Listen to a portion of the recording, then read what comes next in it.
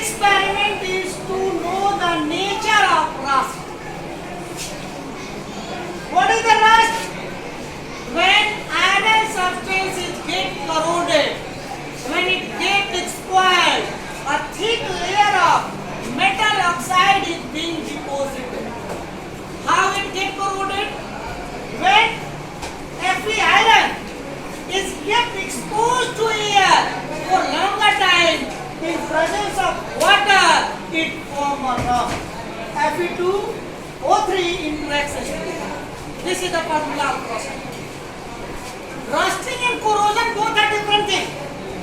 Corrosion in case of iron is called rust. Iron has given a special name, that is the rusting. But when any another metal is being damaged, it is called corrosion. You see in copper metal a greenish layer is being deposited. That is called corrosion. Any other metal like magnesium ribbon, it is exposed to air. A layer of magnesium oxide is developed over it. That is corrosion. But corrosion in case of iron, it is called rusting. Clear? So both air and water is necessary for rust. If iron is getting oxygen but no water, here iron is placed here, iron rod, for many days, but it is not getting water, only oxygen from the atmosphere, it will not rust.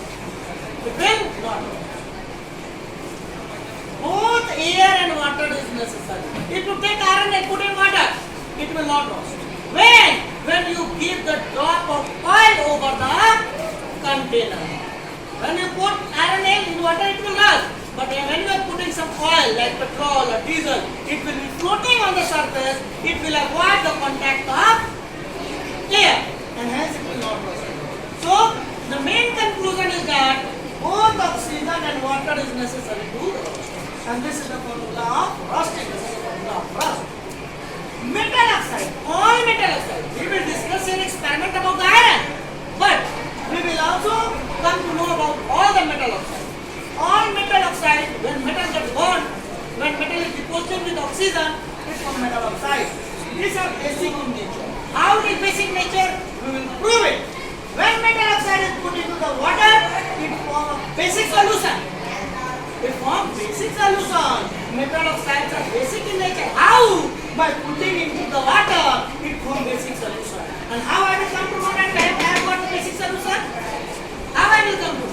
When I will put an indicator like litmus paper, the red litmus paper changes to blue, then we will say that it is basic in nature. Okay, pause a little. Rust I have taken. From where I have taken the rust? Because alumina is rusted. Some of the alumina is getting rusted because of keeping of the acid. Okay, so in that I have put some of the little drop of the water in this rust, putting some of the water in the rust through this is what? This is a dropper. Through dropper I put, this is the watch glass, and now I am mixing it and leave it for some time.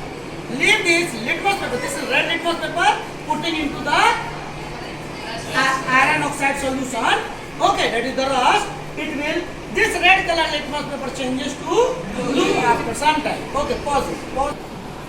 After some time, you will see that this blue color is appearing on the litmus paper. Earlier, it was red. See, upper side still it is red. But where it was dipped into the iron oxide solution, into the rust solution, it is becoming a bluish nature.